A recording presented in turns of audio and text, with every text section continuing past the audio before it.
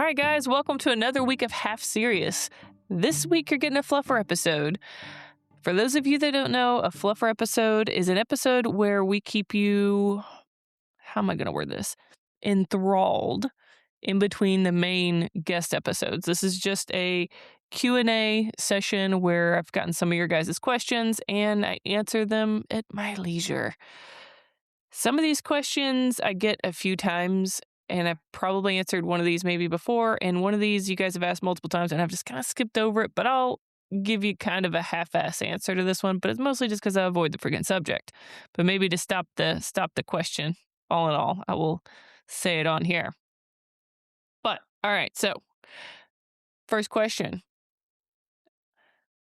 Why don't you talk about your ex? I try not to give energy to things that don't reciprocate that positive energy, or just energy in general. Now, I do that mostly with people, with causes. Not all people. Some people I invest in because you can tell that they just need a minute to kind of rearrange their life, and then they're going to get back, and that whole transformation of thing is awesome. But when it comes to causes, fuck, man, I will fight those things to a fault. That is something that I am bad at. It is really hard for me if I believe that something is wrong and I'm trying to right it. It is extremely hard for me to unlatch from that. So I am very good about removing toxic things or toxic people from my life. I really try to keep that barrier and not let it affect me and just not involve them. But as it comes to causes and things like that, as you can tell by the podcast, I can't let go of that shit. I can't. I mean, because somebody's got to say something. And I'm not saying I'm the right person to say it, but at least it's being put out there into the ether, right? So, moving on to the next question. What is it really like leaving policing? Now, although this episode might be delayed a little bit coming out, I don't know. Tomorrow, I have one of my very good friends' retirement party. He is leaving out of policing after 19 years. He was in my police academy, so he lateraled out. So he gets to come, leave out a little bit earlier from our department than some. And I would direct this directly at him, but to anybody that's leaving policing, I don't know how it's like in the traditional way. Like, hey, you've reached this many years, you're properly retiring.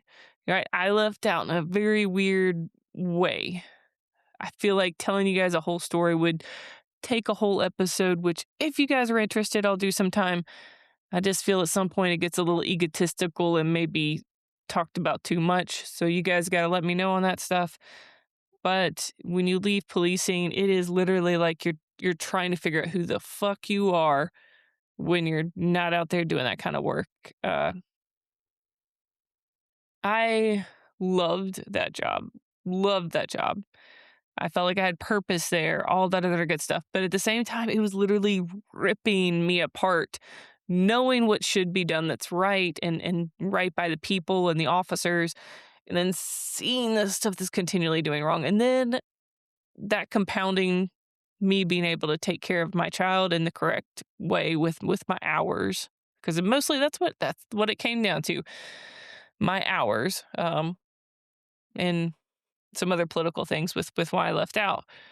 But when you leave out, you slowly realize how much of your life was depicted by what you did and how you feared what people would say about you. Now, if you're still in there, I know it's hard to...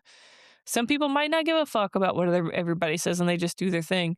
But I didn't even really think that I did that until I left out. Like, I wouldn't be able to do this podcast, me personally. Some people are able to do podcasts and be active officers, but I couldn't have done this podcast if I was still an active cop. One, because I couldn't say the shit that I want to say. Two, because I would know that literally everybody would be listening to the podcast, and then I'd have to hear about it and worry, or are the cadets or the rookies taking this the wrong way? Are they not seeing me as a lieutenant? Are they seeing me as something different now? Am I not putting forth the police personality that I have? But now, I waited a year, I distanced myself, and now I do this shit. Hopefully it's not complete shit, but I do this. I don't want to say I was depressed, Well, no, I was fucking depressed. I was depressed when I left out because again, it was so sudden. Like I knew when it happened that I was gonna have to leave and I'd have to find another job. So I was really depressed there for a few months trying to figure out how the fuck to get out of policing. And then once I did get a job and I got out and I put in that notice, it was like a death. Like you guys have heard me talk about when officers die, and I felt like, my insides were vibrating, like there was just things that I couldn't expel, rather. And that's kind of what it was like when I put in those papers. It was like I felt like death. Like when we walk up to the scene and we smell what death smells like. If I could put that into a feeling, that's kind of what it felt like putting in those papers. But that's not how everybody feels. Some people feel immense relief. So I can only speak for my own experience. But I will say there was some relief that came along with it. And I was scared for the first time in a long time. I hadn't been scared in a really long time with a lot of different stuff, other than, when you hear somebody key up and an officer's hurt or something like that. That obviously is a whole other level of scary. But I'm just talking about the regular day to day. I'm scared. I was scared to go to an office, work 8 to 4, have this normal, you know, be it mundane life. What I saw as a mundane life. And I didn't want to be insignificant like that. And it took me a minute to fucking realize that work shouldn't make you significant. What you do, like, yeah, you want to do something for a higher cause, whatever. But your work, if you can find that kind of meaning and stuff in your life outside of work, fucking do it. Your work should not define every single thing that you are. And if you invest that much in policing, that is why it's so hard for us to leave out, because we've invested so much of ourselves into that career, and that is everything that we are. We bank our value into what promotions we get, what kind of, what our team thinks of us, all this other stuff. And not saying that that doesn't matter, but it doesn't matter to you once you leave. It doesn't fucking matter. You had a great career, cool. Doesn't matter. You leave out of there, nobody knows who the fuck you are. I can walk into anywhere and nobody will be like, oh man, that's Tess. Do you know what she did? Nobody gives a fuck. Everybody's always in their own lives and stuff. So leaving policing is a death to yourself to a degree, or at least it was for me. And then learning how to live very slowly and redefining what fun is, and learning how to enjoy things. And then all of a sudden, you're not looking for your gun on your hip anymore. And all of a sudden, and of course, a lot of guys still carry their gun on the hip, but because of the job and stuff, I mean, I can't carry around a gun like that. But you don't feel your head tilt for the radio, or you don't wonder, hey, I wonder where those cops are going. Because if there's not, 12 cop cars going, you're like, okay, well, it's not an officer hurt, so maybe it's okay. Or it's not going to this school, so maybe it's okay. You're not as worried about stuff. But as soon as you leave, you see a cop, you're like, well, where are they going at? I don't know. And I didn't even do that. I was on duty. When I was on duty and I was off duty, a cop car would go by. I'm like, whatever, it's not my problem. Because you would find out what it was the next day. But now I'm oblivious, and obliviousness is something that we don't appreciate enough. To not know what the person a few houses down from me probably smelled like when they died. Yeah, I'm glad to not bank that in my memory bank. I'm glad to be oblivious, to not know that somebody died a few streets over from a gunshot to the head and then bled out on the porch or some shit. I'm glad to not know about that shit. But it does make you feel a little insignificant at first. You're like, well, I don't know about things, so what worth am I? Well, go do some fucking things. Go learn how to skateboard. Go learn how to do what you always said that you were going to do when you were like, oh, I'm going to retire. I'm going to do these awesome things. Go do those awesome things. And eventually, you'll learn how to enjoy that stuff. You might not at first. You might be like, this is fucking weird. It's uncomfortable. Keep at it. Keep doing it. And eventually, you're going to learn how to learn how to live this new life. Not saying that you'll be normal, because for fuck's sake, we all know I never will be, or hopefully not. I'd hate to be that. But your true friends will always be there. Like a bunch of my academy mates, I'm sorry, y'all are fucking stuck with me. I've known you for 2 decades at this point, so Yeah, I'm sorry, you just fucking stuck with me, but a lot of people, it's good to have them out of your life. Well, a lot of people in that department. And then the ones that are supposed to be staying, stay. And you keep in contact with them, and they'll be there when you fucking need them. You just call them. And that was a really long-winded answer for that, but that is my answer. And I'm still figuring that out. I'm not even 2 years out yet. I just probably a year out learned not to care as much, and that's why I started this thing. Well, okay, I care a whole lot about a lot of things. I just don't care so much if people interpret what I'm doing in a negative light. I just don't care, because if you interpret that way, or if you think that I'm this person that I'm not, then you don't understand me anyways, and I don't give a fuck. Just don't give a fuck. That could also be my age. I don't know. Carrying on, because I'm sure you guys are sick of that answer. Next question. Girl fight versus boy fight. What's the difference? There's a lot of differences. Okay, let's be real. Like, if I'm getting in a fight with a dude, if he full on clocks me, he's gonna. I mean, I've been knocked out, I think, 4 times. 4 times at work. 4 times at my old job for getting punched in the face by a dude. So yes, they will be able to knock us out. And by us, I mean men and women, but women are typically a little bit lighter. So a man with a big fist can freaking knock us out pretty easily. But women do have more endurance than men half the time. And I would, I don't know. I would say that typically, unless it's like a big dude, I would rather fight a dude than a girl. And I think a lot of dudes might say this too, but because girls, when you fight a girl, you will find that you have lost hair from places you thought you shaved. Is the best way I can put that. They have no rules. None at all. You think, okay, cool, I'm going to use this technique, and they'll start biting, they'll start using nails, they'll start pulling at hair. I had one girl grab my eyelid one time, and I thought she was going to rip my eyelid off. But dudes, they always go to the boxing stance. Most of the time, they're going to go to the boxing stance, and that's how they're going to go. They're not going to try to kick you in your vajayjay or anything like that. A chick, psh, if it exists, they'll go after it. But, that's also because they're probably smaller. So some of the worst fights I've ever been in with longevity and like, fuck, this thing will never end, was usually a chick.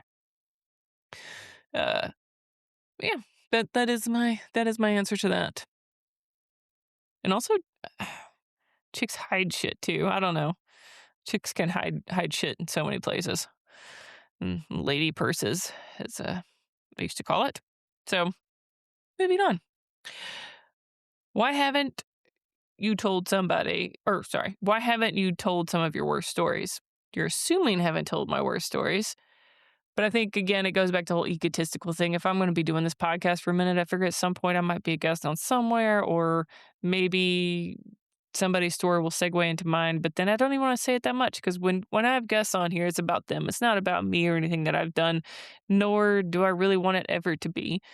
But I tell you what, if somebody out there, friends or whatever, want to properly interview me again, because they think that they can ask some question that's going to be the story, feel free. But I'll also say, one of my worst stories, I feel, I hate to use the word triggering, but it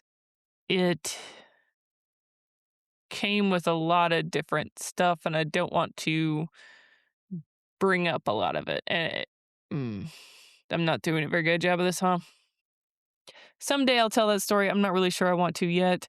And then I'll say a lot of the other stories, I was alone. So it's harder to tell those stories because I don't have anybody to bounce them off of, because I did a lot of this stuff alone as a cop. So I started off kicking stuff up, and then, other people would join in. And then later on in my career as a supervisor, I was a supervisor. So I don't know if I want to tell the guys what all happened on the supervisor side of the stuff that was upsetting, because even though it was upsetting, I wasn't the one as present. I was just the one trying to take what weight I could, and then carry on while they could take a break. But, it's the gravity of it's a lot different. So maybe someday, or maybe if I get a very pointed question, I'll answer it. But not today. All right, next question. Favorite guilty pleasure of editing? I don't see how that's any of your damn business. But since you asked, uh, I'd say, well, since I use the Riverside app, I'll say I love their, what do they call it? So like a voice amplifier, but it's some sort of AI button that you press, and then it just makes my voice sound so much smoother than it actually is. It just makes it. I did it. Fuller, is that like a word you use to describe voices? Everything gets a little bit more crisp and a little bit more radio like. So when my dog barks or the echo of this concrete office get into the audio, then it'll kind of remove that a little bit and just make everything a little bit clearer. So that is by far the easiest thing that I do in editing, and my favorite thing. The hardest thing I do at editing is when we have those little lags and stuff in the audio. If somebody has a bad Wi-Fi connection, and then I have to like edit the crap out of who's talking when, that kind of sucks. Uh, but yeah, that's my guilty pleasure, is just clicking that one little button that makes the audio sound so much better. Next question. Aren't you cringing with your socials? Are you saying I should be cringing? Are they that bad? They probably are. I suck at socials. I fucked up the algorithm somehow. I guess I just pissed it off because I talked about hard shit and then I laughed about it. I don't know, but I'm still trying to learn to do that stuff. I'm not fucking around. I'm trying to do this podcast thing for a year and see where it goes. And that means also committing to socials and doing that sort of thing. Am I letting it consume my entire life? No, because I'm trying to live and enjoy this stuff, and I thoroughly enjoy this podcast and doing this and meeting these people and talking about this shit. It's awesome. But I'm trying to, if you guys see me do some weird shit to try to actually get my socials out there, you can cringe for me if you want to, but again, I just don't care anymore. It's the things that I care about, I care deeply, but caring if I look stupid on a social, I don't. Yeah, it's not a thing. It would have been a thing had I still been employed by a police department, because again, I'd be like, man, what do these other cops think? But now I just don't give a fuck. So if you hate it and it makes you cringe, um, you're still watching it. So I guess it's still serving its purpose, right? Just don't care. Know what your goal is and just go after it and don't hold back. And then if you fail after a year or whatever your timeline is, fuck it. You tried, which is way more than what a lot of people do. All these people that are out there bitching about, oh, they look stupid. Oh, they should be doing that. They're probably not going after whatever they want to go after, and they're spending their whole time judging you. So fuck it. Go after what you want to go after, and screw it if somebody thinks that you look stupid. Unless you're still employed by a police department and you're trying to do some weird fucking social media shit, because you get in trouble for that stuff. Yeah. Or at least, they're trying to. I was going to say twerk down. That's not the right word. They're not going to twerk down. They're going to, whatever. They're going to start being strict about that stuff. You'd think I'd be better with my words since I'm on a podcast, but it has been a long day, and I should have had a beverage before I started this. The last question I have on here, written down anyways, is what is your biggest achievement? I have a weird outlook on this stuff because I think by the time you're actually awarded whatever achievement it is, it's already time to move past it and see what's next. Even in swimming, right? So swimming, cool. I hit the wall. Oh my God, I got the time I wanted. I can go to NC2As, the trials, whatever. I've hit the time I wanted. As soon as I get out of that pool, I'm not saying this is the right way, but I'm immediately thinking, okay, what am I going to do next time? How am I going to better that? Okay, that was good. Because the celebration was as soon as I hit that wall and saw that time. And I kind of lived my life that same way. It's weird to me when I always feel awkward getting awards, compliments too. Most of you guys know this. But I always know that by the time you get the award, the celebration, the time for celebrating is already gone. It's already long gone. I'm not saying awards aren't awesome, because it is nice. I mean, I'm looking at a wall now that has different awards and stuff on it, so it's good to remember this stuff. But I'll tell you this much, all of the awards and stuff that I got throughout my swimming career, I don't have any of them except for a couple of the World Police and Fire Games awards, and that's just because I was trying to, promote it and kept them to show people so they would go do the games. But for the most part, I don't have very much stuff. I have one thing from the Olympic trials, and it's a bag tag. That's it. So I don't know. For me, achievements are awesome. They're cool to have and to mark off and to know, hey, that was really cool. I accomplished that, and I had no idea that I would be able to. To just push yourself and to realize that you could do so much more than you thought that you could. But by the time you get that medal around your neck, it's usually already time to start thinking about that next goal.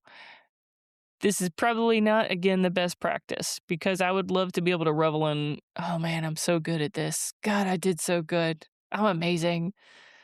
What? How relaxing would that be? I envy those people to a degree. But every day I get up, and if I don't do something, I'm like, God, what a piece of shit. I was better yesterday. I need to be better today. But unfortunately, aging doesn't always work that way either. So I don't know what my biggest achievement is. Of course, I always want to say my kid, and I fucking believe that, but I always hate it when people say that in interviews. If you say your biggest achievement is your kid, I get it. If you're any kind of a parent, you probably should believe that your biggest achievement and proudest moment is your kid. But I always liked other answers. It's like, oh, your kids, okay, cool. Yeah, all of us feel that way about all of our kids. But yeah, I don't know. It matters in what context you're asking. In swimming, I can remember in swimming one time, and it wasn't even me being really fast, but I was given a chance to swim in a relay because I did really well. It was 800 free relay. I was given a chance to do the 200 free.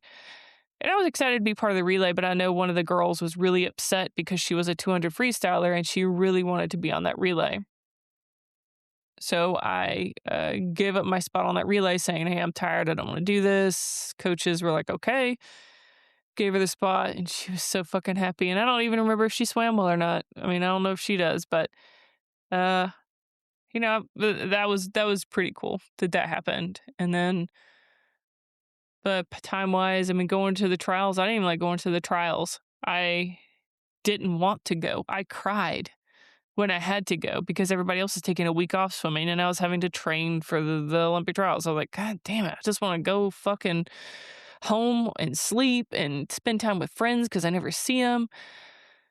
But I was training for the trials, and I mean, I'm glad that I went, but I don't think you ever recognize that you're in your biggest achievement until it's way past it anyways. Because you don't know that you're going to get worse after that. I thought maybe I would go to the Olympics someday, or, with being a cop, I thought maybe I was out. At one point I said, fuck it, I'm going for a chief. If I'm going to change this shit, I'm going to go for fucking chief. Shit went sideways. Topped out a lieutenant, and that's totally cool too, because I got some shit done that I wanted to get done. And the biggest achievement with that was probably seeing some of these officers that didn't have very much faith in themselves or could be amazing leaders and amazing officers, but just didn't know exactly how to get there. And then they fucking got there, and then they've turned into these awesome some of them into these awesome supervisors and awesome officers, and are accomplishing things, changing stuff in the department for the better, fighting against people that are changing it for the worst. It's awesome. It's awesome to see that kind of investment when you see that return on investment in people. Fuck the banks, fuck the regular ROI shit. When you see that return on investment in people, that is fucking cool. I'm giving you guys long-winded answers today. This is actually a longer fluffer episode than I've probably ever given. Hopefully you've enjoyed it, and if you guys have any questions, fucking, email me, message me. You guys got the platforms. Maybe you don't, because again, I'm shit at social media, so send me that stuff. Let me know what questions you guys have, and next time I do a fluffer episode, I will add them into the mix. that's it. I hope you guys have a fucking phenomenal week. And I will see you soon with some upcoming episodes. All right, you guys be safe out there.